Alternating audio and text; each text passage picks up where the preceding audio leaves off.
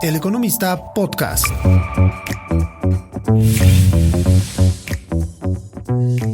Hola, ¿qué tal? Es un gusto encontrarnos de nuevo en este espacio que ha abierto El Economista para buscar las huellas de la relocalización de cadenas de valor en México, para exportar desde aquí sus productos hacia Estados Unidos en el llamado nearshoring.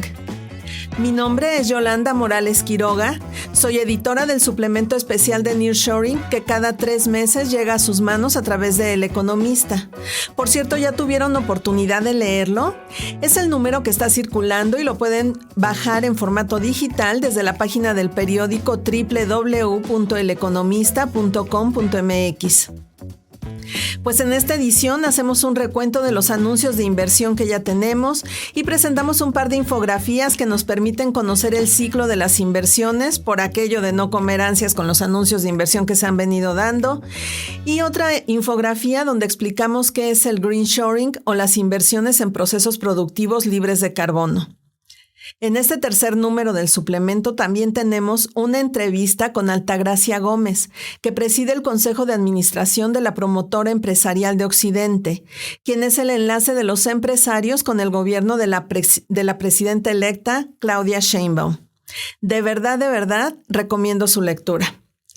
Bueno, pues en este podcast haremos una sinergia con el suplemento, pues vamos a conversar con uno de nuestros columnistas invitados, el socio fundador de la consultoría especializada Observatorio Nearshoring, Jorge Flores Kelly. ¿Qué tal, Jorge? ¿Cómo te encuentras? Muchas gracias por tu disposición para conectarte con nosotros.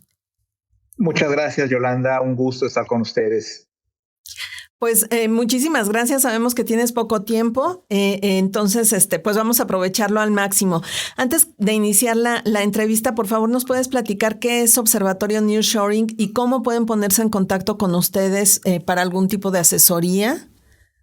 Sí, con gusto. Mira, el Observatorio Nearshoring es un proyecto, una iniciativa que lo que busca es entender y medir el fenómeno del nearshoring, tanto desde el punto de vista de lo que es el concepto como de las cifras principales en cuanto a los temas de inversión, de empleo, del tipo de cadenas de valor que se están trayendo a México, para tener una visión integral que nos permita tener precisión en el entendimiento. Ok. ¿Y de qué manera se pueden comunicar contigo si es que requieren algún tipo de apoyo o asesoría? Tenemos una cuenta en Twitter o en X que es @nearshoringmex, y por esa cuenta está abierta para mensajes directos. Entonces por ahí nos pueden buscar. Perfecto, pues como sabrán, nuestra audiencia son muy pocos, yo diría que creo que son los únicos, el único think tank que está especializado en este tema de relocalización. Entonces yo sí anotaría esa dirección, si me permiten sugerirles. Entonces, Jorge, si me permites, ahora vámonos a la entrevista. ¿Qué son las cadenas de suministro regionalizadas? Tú usas mucho ese término en el análisis que generosamente nos compartiste para el suplemento. Así es. Mira, Yolanda, lo que pasa es que ha habido mucha confusión con el uso de la palabra nearshoring, porque cada quien está entendiendo algo diferente. En realidad, lo que hablamos de la regionalización es como la forma más sencilla de entender este fenómeno. Es decir, lo que estamos viendo es que de una concentración que había en ciertos países, en Asia, en los que, entre otros, esa región se había convertido en la fábrica del mundo, lo que estamos viendo es que el mundo de la manufactura se está regionalizando, es decir, está moviendo sus fichas, su capacidad productiva, y la está reubicando en diferentes regiones. Esto para reducir las vulnerabilidades que hemos visto asociadas al COVID, a las políticas como el COVID-0 y por supuesto a temas que hemos estado viendo de transporte y de logística. Entonces, de esta manera lo que estamos viendo es que una manera de entender el nearshoring muy sencilla es: no se trata de que se van a cerrar fábricas en Asia o en China y se las van a traer para acá, sino de lo que se trata es de que la capacidad productiva se empieza a reasignar de una manera diferente. Eso quiere decir que se abren nuevas operaciones, se abren nuevas líneas de producción sobre las que ya existían para estar más cerca de los centros de consumo. Eso es lo que estamos entendiendo como estas cadenas de valor regionalizadas y de suministro.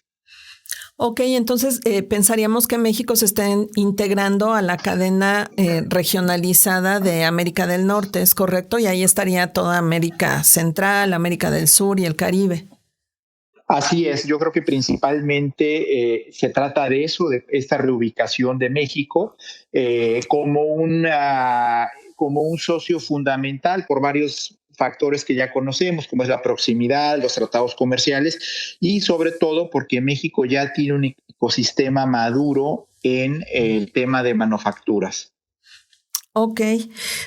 Ahora, en la columna del suplemento nos planteas la posibilidad o la recomendación de desarrollar o de rediseñar una política industrial mejor que nos permita aprovechar este cambio en el comercio mundial. Entonces, ¿nos puedes platicar un poco de qué se trata y por qué tendríamos que rediseñarla? Sí, con gusto. Mira, una de las cosas, vamos a decir, México ha sido un país con un éxito importante como potencia manufacturera de clase mundial. Hemos hecho, digamos, como país, un buen trabajo desde los 50, desde los 60, con el programa Maquila, y hemos sabido irlo evolucionando con ciertas condiciones para cada vez recibir inversiones de industrias más complejas y en ese sentido hemos logrado avanzar de manera importante. Sin embargo, sí hay un siguiente nivel, Yolanda. Creo que esa parte la hemos hecho muy bien, es lo que hoy tenemos, somos unos campeones de la industria automotriz, tenemos una parte electrónica muy buena, de maquinaria, incluso hemos incursionado en otras actividades más importantes como es la industria aeroespacial aeronáutica, el tema de desarrollo de software y algo de electrónica de semiconductores. Sin embargo, ese modelo tiene un siguiente nivel. ¿Cuál es el siguiente nivel?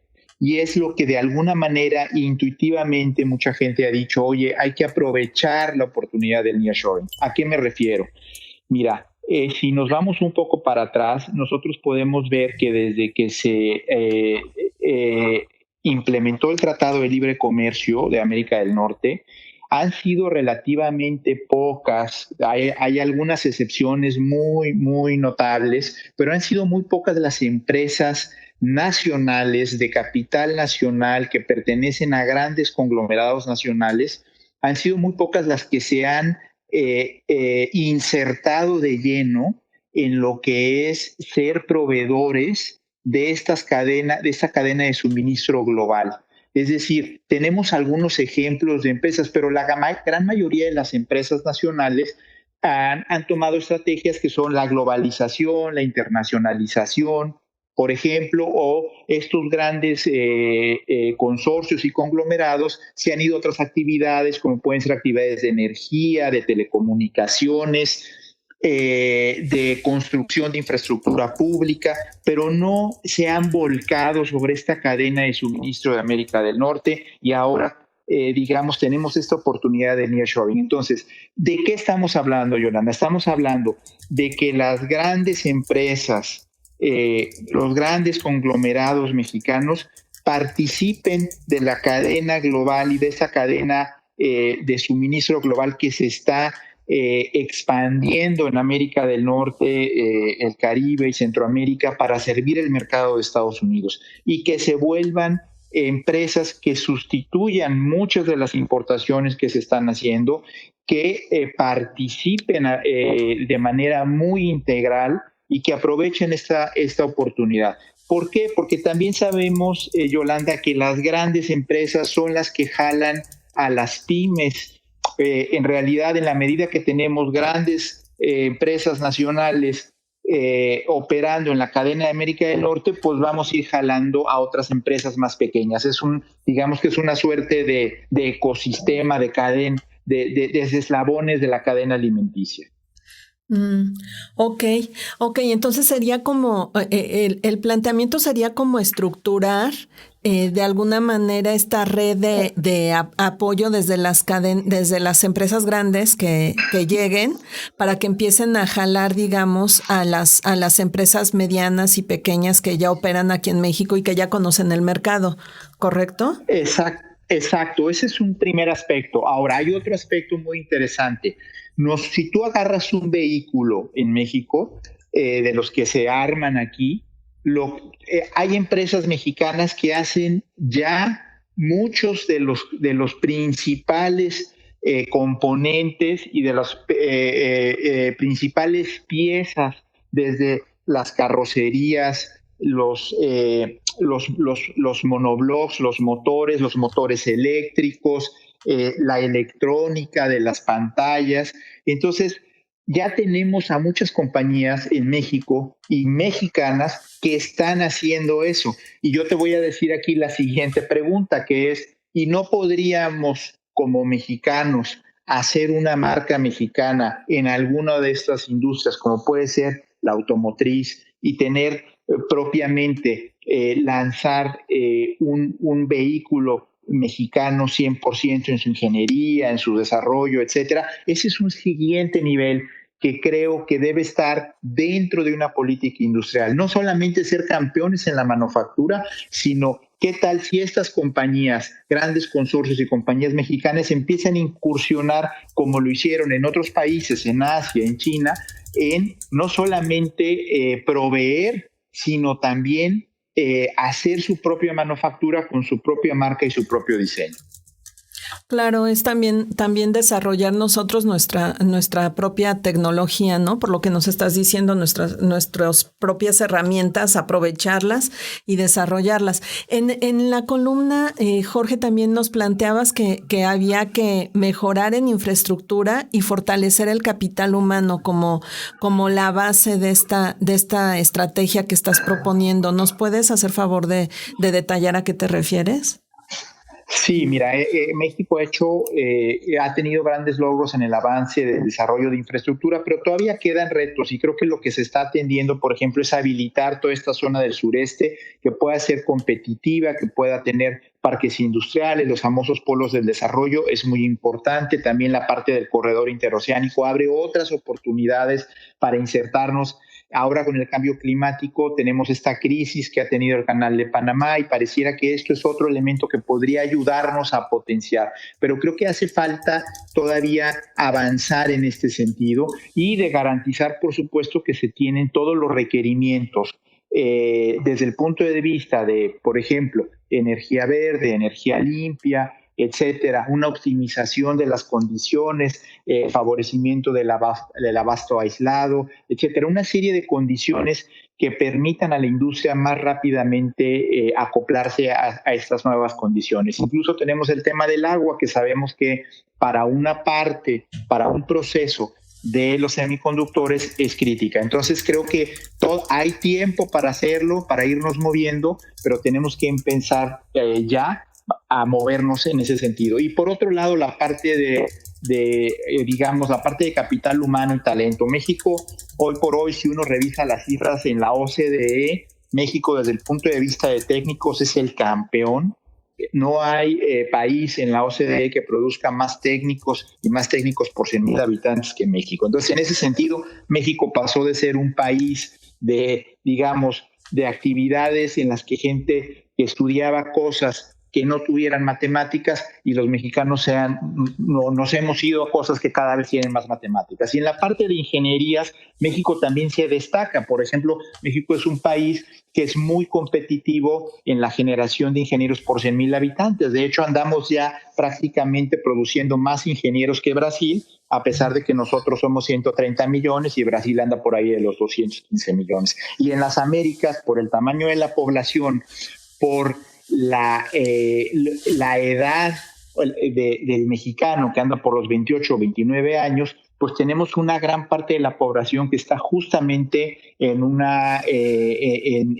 momento en el que se está capacitando y hay una gran disponibilidad de mano de obra. Entonces podemos jugar mucho con esos elementos, pero se requiere todavía profundizar más. Podemos reposicionar gente que estudió a lo mejor ingeniería civil, pues reorientarla hacia temas de semiconductores, porque tiene una base importante, ¿no?, de matemáticas, etcétera, y así en diferentes carreras podemos ir reorientando. Creo que hemos hecho algo muy bueno, pero es algo que no acaba ahí.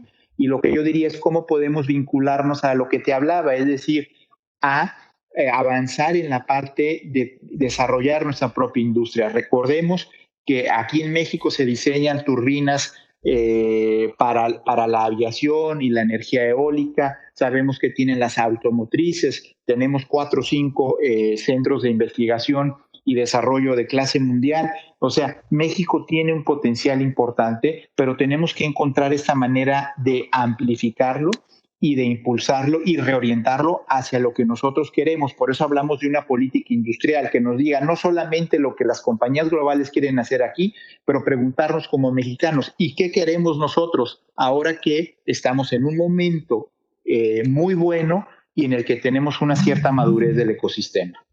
Ok. Oye, Jorge, estaba yo pensando ahorita que te escucho en un caso que nos llegó.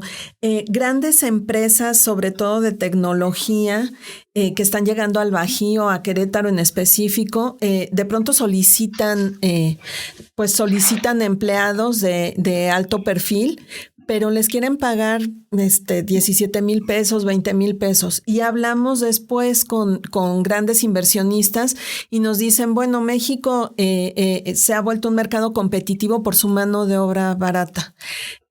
Me contrasta mucho con lo que me estás diciendo. Si somos un semillero de ingenieros, si somos un semillero de técnicos, como no hay en otros países de la OCDE, ¿cómo sensibilizar a las empresas que están llegando, pues de pagarnos lo que nos merecemos? Sí, mira, es que es todo un tema porque durante mucho tiempo, y me voy a ir hacia atrás, hacia los 60, el programa de trabajadores temporales, siempre México y con la maquila se visualizó mucho como que la competitividad era vía la mano de obra. Y eso ha cambiado mucho. Ahora tenemos un ecosistema, ahora tenemos empresas locales que son proveedoras de empresas globales y tenemos talento y tenemos una serie de elementos. Entonces ya no competimos nada más por eso. Y quizá muchas empresas todavía llegan con la expectativa de tratar de tener mano de obra muy barata o la quieren comparar con la que pudiera haber en otro lado. La realidad es que México ofrece muchas otras cosas. Y recordemos también, Yolanda, que todo el mundo quiere llevar agua a su molino, y esto es bien importante para no perdernos aquí. Todo el mundo quiere llevar agua a su molino. Entonces, si yo veo que México tiene excelentes condiciones por la proximidad, por los tratados de libre comercio, por la infraestructura de los parques industriales, por etcétera, pues también quiero que tenga los salarios más bajos posibles, ¿no? De repente el nivel de exigencia se vuelve mucho mayor para decir, este es ponerle la estrellita a este país. Y hay de repente, a veces, muchos comentarios y mucha información que va en este sentido, pero la realidad es que la base de la competitividad hoy en día no es por la mano de obra barata, es por todo lo que yo llamo el ecosistema, es toda esta mezcla que tenemos ya, tanto de capacidades instaladas, de capital humano y de infraestructura. Claro, pues ojalá que nos escuchen algunas de estas empresas que están llegando, porque tenemos mucho potencial y mucha gente bien preparada que habla inglés, que habla hasta francés y que tiene el conocimiento y la experiencia para que les paguen lo que se merecen, lo que pagarían en sus matrices. Jorge, te quiero preguntar, y aprovechando que estás ahí en Observatorio Nearshoring, preguntarte cómo entender estos anuncios de inversión que actualiza periódicamente la Secretaría de Economía, donde nos va diciendo cuántas empresas más están intentando llegar a México y a cuánto ascienden. Bueno, según el dato más reciente, llegarían inversiones por 48,000 millones de dólares. Pero por otro lado tenemos los datos duros que vemos en Banco de México, en la misma Secretaría de Economía, con la inversión extranjera directa, donde las nuevas inversiones pues tienen el peor desempeño desde el año 2006. ¿Cómo empatarlo con este fenómeno de la regionalización del comercio? Es que hay un rezago. De alguna manera estamos midiendo dos cosas. Uno es la inversión extranjera directa, Y recordemos que en esa inversión extranjera directa viene no solamente la que es para manufactura, sino vienen otro tipo de inversiones que hacen que las cifras sean más grandes, pero no necesariamente están enfocadas en el nearshoring.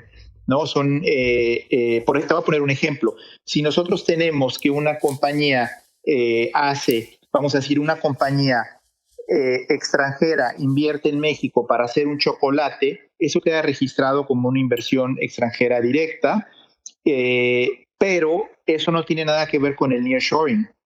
Eso es en realidad una empresa que está haciendo un chocolate para vender en el mercado mexicano. Entonces eso no necesariamente es nearshoring, o no lo es en este caso, en este ejemplo extremo que di, pero queda registrado como inversión extranjera directa. Y por otro lado tenemos otra inversión, Yolanda, que se ha pasado muy por alto, que es la inversión, por ejemplo, en toda la infraestructura de los parques industriales, que se hace principalmente por empresas mexicanas y que de repente queda excluida porque como son empresas mexicanas, aunque sea para nearshoring, no califica. Entonces tenemos este desacoplamiento. Por otro lado, tenemos una diferencia en lo que es un anuncio de inversión y la inauguración de una planta. O sea, de que se anuncia la inversión a que una planta empieza a operar, hay un periodo de tiempo, más o menos por ahí anda de 19 meses. Entonces, siempre vamos a esperar un rezago, ¿no? Si todo sale bien, pues porque las plantas hay que construirlas, etcétera. Entonces, no necesariamente se ve. Y un tercer aspecto que es importante recordar es que, y aquí sí hay que leer muy entre líneas, pero es el siguiente. Si nosotros tenemos, por ejemplo, anunció Ford o Kia, por ejemplo, anunció una inversión nueva para armar un coche eléctrico en pesquería, unos modelos de coches eléctricos. Esa inversión queda registrada como una reinversión porque Kia ya opera en México. Sin embargo, es una inversión absolutamente nueva porque Kia no hacía en México coches eléctricos. Entonces, desde la óptica tradicional, uno lo que ve, no, pues son reinversiones, Kia está volviendo a invertir. Ojo, sí, pero no está invirtiendo en lo mismo, está invirtiendo en algo diferente, en una capacidad en la que no somos tan potentes que es en los coches eléctricos. Digamos, en los motores de combustión interna, México es un campeonazo. En la parte eléctrica es la parte que estamos viendo de estos anuncios que crecen y crecen. Nos estamos empezando a meter cada vez más en los vehículos eléctricos. Pero eso nos causa una distorsión porque no lo percibimos así. Entonces, creo que es un poco la expectativa esta de decir que el nearshoring se trata, mucha gente lo ve así, de que compañías nuevas lleguen a México. Y lo que estamos viendo en el observatorio, Yolanda, es que no. La primera movida, la primera oleada del nearshoring es fundamentalmente las empresas lo que están haciendo es yendo a donde ya tienen un modelo probado, yendo a países que son confiables y que ya conocen. Es decir, este sueño, esta idealización de que una compañía X que no opera en un determinado país va a poner todos los huevos en esa canasta y va a correr un riesgo sin haber trabajado previamente, eso no va a pasar ahorita, eso no está pasando, las empresas son muy cautelosas y se van primero donde tienen una infraestructura puesta y deciden apostar. Yo creo que el hecho que tengamos que estemos recibiendo reinversiones es muy positivo porque nos está mostrando principalmente esta situación. Ok, qué bueno que nos estás haciendo esta precisión, Jorge, porque entonces quiere decir que ustedes en Observatorio Nearshoring nos pueden ayudar a las empresas y a los gobiernos como para identificar exactamente cuál es el capital que está llegando o de qué trata el anuncio de inversión y qué tanto tiene que ver con este fenómeno de la regionalización, ¿es correcto? Así es, nosotros podemos llegar a un nivel de detalle de decirte, la capacidad que ha llegado en los últimos 24 meses para la manufactura de cajas de velocidades es de tanto, para sistemas de freno es de tanto, para pantallas, para coches eléctricos es de tanto. Nosotros podemos llegar a ese nivel de detalle para precisarlo. Y otro tema que te quisiera comentar para cerrar esta parte es que también se habla mucho de que la reinversión de utilidades es más importante ahora que las nuevas inversiones. Lo que yo comentaría en esto es que si bien eso arrojan las estadísticas, es importante no perder de vista algo. Mira, las empresas, los grandes corporativos, como típicamente financian sus operaciones cuando ya están establecidos en un país, es lo primero, son reinversión de utilidades, porque ese dinero ya lo tienen aquí, ya lo generaron y pues lo usan para lo reinvierten. Ese sería el primer comentario. El segundo, también contratan muchas veces en los mercados financieros locales, se fondean. ¿Por qué? Porque los corporativos siempre les piden a las subsidiarias que corran un riesgo local, pues para que se vean obligados a generar el repago.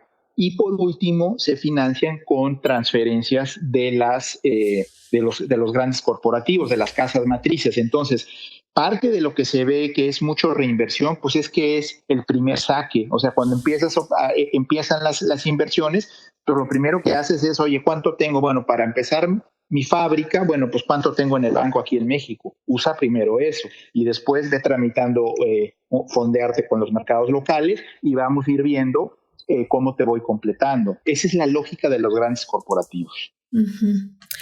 Ok. A ver, Jorge, también te quiero preguntar en la columna que nuestra audiencia puede encontrar en la página 22 del suplemento de Nearshoring, planteas que hay una falta de infraestructura, pero me gusta mucho el enfoque que le das porque dices, es que eso no es un problema, es una oportunidad y nos vas desarrollando esta idea. ¿Serías tan amable de platicarnos de qué se trata esto?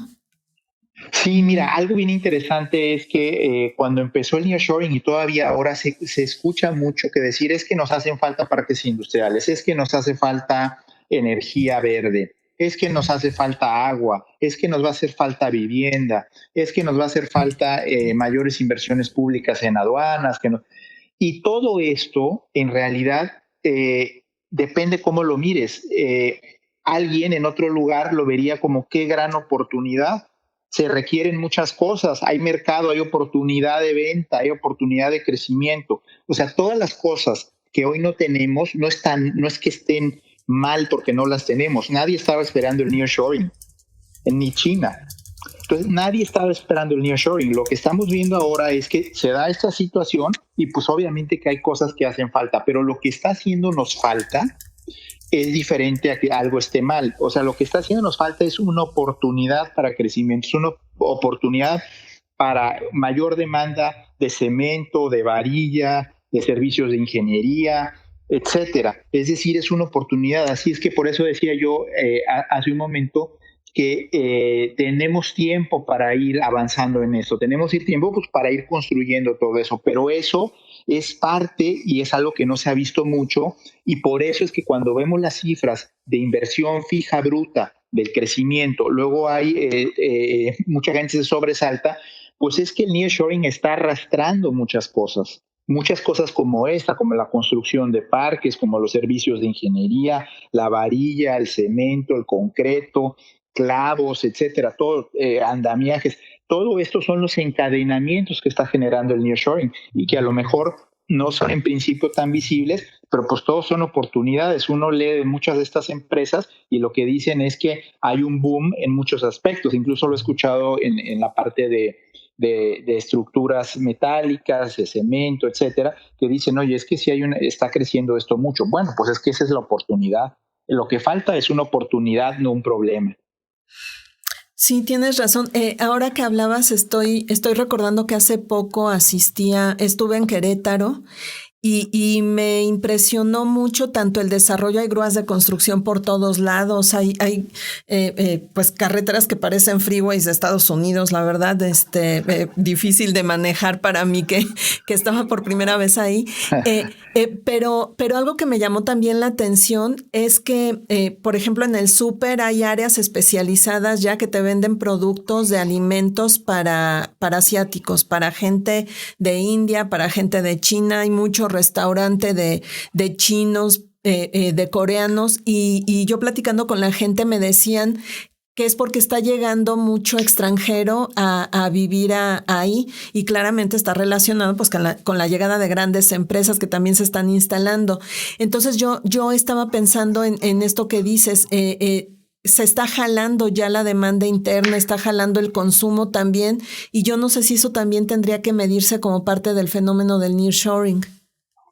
Sí, definitivamente. Creo que ahora nos hemos enfocado mucho en esta primera oleada, digamos, en lo que son las inversiones, los anuncios, pero una parte que hemos dejado un poco de lado en términos generales es en pensar todos estos encadenamientos que hay, ¿no? Hay cuánto se va a requerir, por ejemplo, de vivienda, cuánto se va a requerir de viviendas para los trabajadores que ahora tienen que, a lo mejor que estaban en un estado y ahora van a ir a otro donde hay una oportunidad y están contratando. O sea, es una serie de encadenamientos hacia adelante y hacia atrás, ¿no? Que son los que es muy importante medir, y mucho de lo que hemos estado viendo en las estadísticas nacionales en términos de la inversión fija bruta, etcétera, tienen que ver con estos encadenamientos, ¿no? Todo el mundo ha pensado más que son las obras del gobierno, etcétera, pero hay un componente. Si uno escucha a la industria de la construcción, a las empresas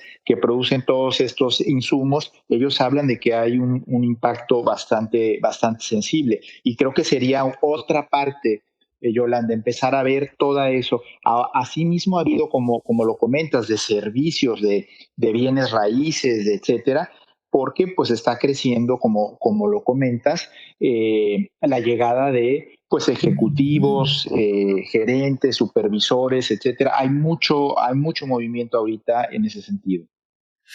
Sí, tienes toda la razón, y lo podemos ver ahí en Querétaro, lo podemos ver en Monterrey. Fíjate que acabo de conversar también con un directivo de parques industriales de Nuevo León, y él me decía, acaba de haber una inauguración, la de Siemens, que inauguró su planta en Nuevo León precisamente, y me dice, pero esa inversión se va a registrar en Ciudad de México, porque ahí es donde tienen el domicilio fiscal, cuando donde están haciendo la expansión es acá.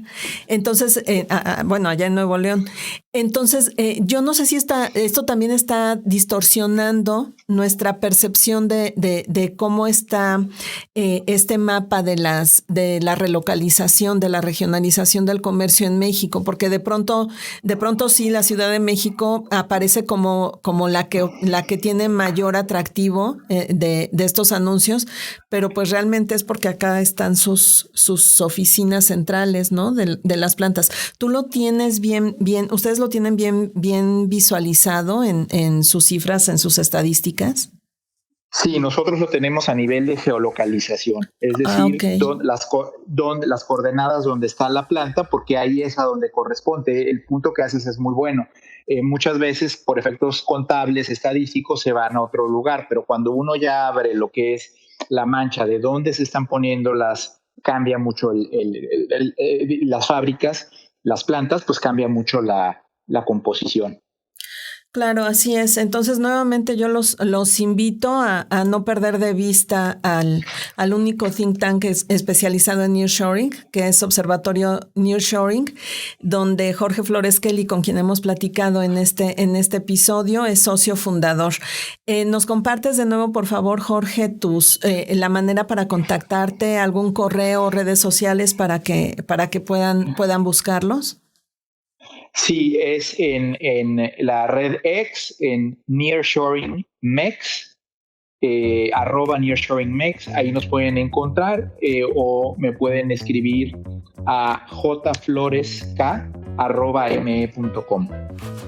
Muy bien, pues Jorge, te agradezco infinito tu participación y disposición para enriquecer este podcast del Economista. No sé si quieres agregar algo adicional. No, muchísimas gracias por la oportunidad y encantados de colaborar contigo y con el periódico. Muchísimas gracias. Un lujo leerte y un lujo poder conversar contigo. Muchas gracias. Pues yo me despido de ustedes, de nuestra audiencia. Les agradezco mucho la gentileza de su tiempo. Los invito a conectarnos de nuevo en 15 días. Ya saben que tenemos una cita para seguir recabando las huellas que ya está dejando el nearshoring en México. Mi nombre es Yolanda Morales Quiroga. Soy editora del suplemento de nearshoring de El Economista, suplemento que pueden encontrar en su versión digital en www.eleconomista.com.mx, y los invito también a conversar en las redes, en mi cuenta de ex, antes Twitter, @morales_yoli, ambas con Y. También les comparto que ya tenemos correo exclusivo del suplemento solo para sus dudas y comentarios en nearshoring@eleconomista.mx. Aquí no hay pretexto para que me digan que no estamos conectados. Podemos conversar y es una conversación de ida y vuelta, porque les aseguro que yo leo personalmente todos los mensajes y yo los respondo. Muchísimas gracias a mi productor estrella Fabián González por hacer posible este podcast, y nos escuchamos en 15 días. Hasta pronto.